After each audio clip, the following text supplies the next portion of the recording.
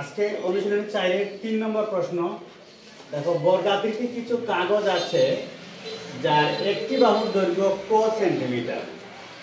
মনে করো এইরকম একটা বর্গাকৃতি, মানে কি, যার দৈর্ঘ্য প্রস্থ সমান, মানে চতুর্দিকে সমান থাকবে, এটা হচ্ছে বর্গাকৃতি। একটা বাহু ক, মানে এখান থেকে এখানে এতটুকু ক সেন্টিমিটার। যেহেতু চারটা বাহু সমান, তার মানে চতুর্দিকে ক হবে। তাহলে আমরা কি বুঝলাম? বর্গাকৃতি কোনো কিছু হইলে তার চারটা বাহু কি হয়? একই সমান হয়। ঠিক আছে, চারটা বাহুর দৈর্ঘ্য কি হয়? সমান থাকে। এবার দেখো, প্রথম প্রশ্নটা হচ্ছে বর্গাকৃতি কাগজটির পরিসীমা কত? আচ্ছা, পরিসীমা মানে কি? পরিসীমা মানে হচ্ছে এই চারটা বাহুর যোগফল। পরিসীমা মানে কি?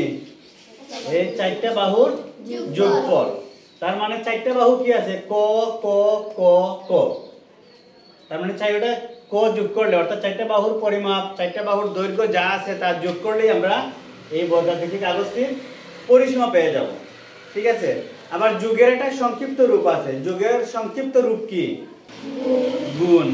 তাইলে আমরা চারটা বাহু যোগ না করে যদি আমরা একটা বাহু লিখে 4 দিয়ে গুণ করে ফেলি, তাইলেও আমরা একই উত্তর পাবো। ঠিক আছে, যেমন আমরা যদি 3 রে আমরা এরকম লিখি,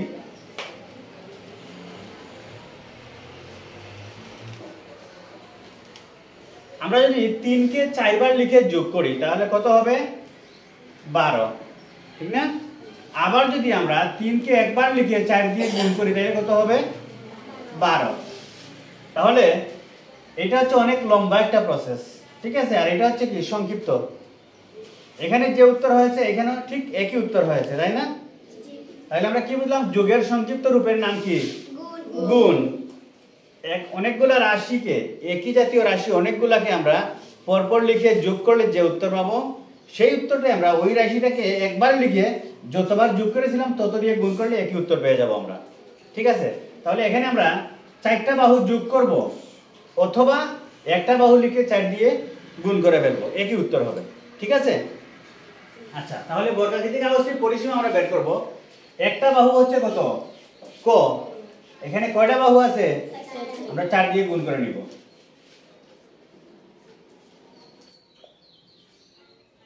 ক এবং 4 গুণ করলে গুণফল হবে 4 ক সেন্টিমিটার। এ হচ্ছে আমাদের প্রথম প্রশ্নের উত্তর, যে বর্গাকৃতি কাগজটির পরিসীমা কত। কি পেলাম? পরিসীমা 4 ক সেন্টিমিটার। ঠিক আছে, একটা বাহু ছিল কি? ক সেন্টিমিটার। তাহলে চারটা বাহু মিলে কত হয়েছে? 4 ক। বুঝা গেছে এখন? আচ্ছা, এবার আসি পরের প্রশ্নে। এরকম 3টি বর্গাকৃতি কাগজের মোট ক্ষেত্রফল, এখানে ছিল কি? পরিসীমা। এবার আমরা ক্ষেত্রফল বের করব। আচ্ছা, আমি লিখলাম এখানে বর্গাকৃতি একটি কাগজের ক্ষেত্রফল। একটি আমরা সংখ্যায় লিখে ফেলি।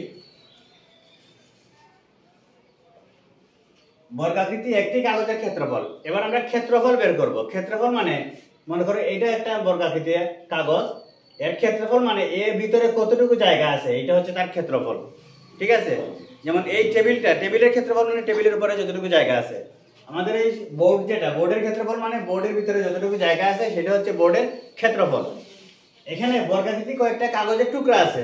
একটা কাগজের ক্ষেত্রফল মানে কি? ওই কাগজের ভিতরে কতটুকু জায়গা আছে সেটা হচ্ছে ওই কাগজের ক্ষেত্রফল।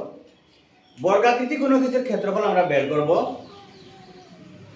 যেহেতু প্রত্যেকটা বাহু সমান। এখন দৈর্ঘ্য প্রস্থ যদি সমান থাকে, যেমন এখানে দৈর্ঘ্য যত প্রস্থ তত।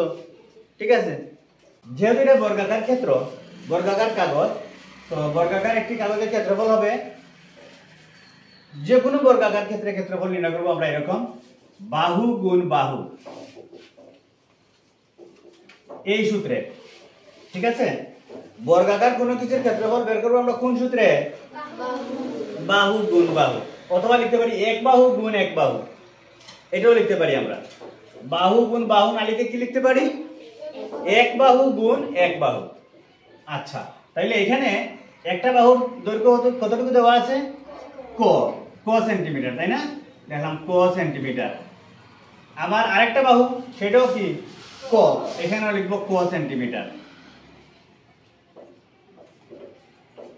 এই যে বাহু গুণ বাহু লিখেছিলাম, ঠিক না?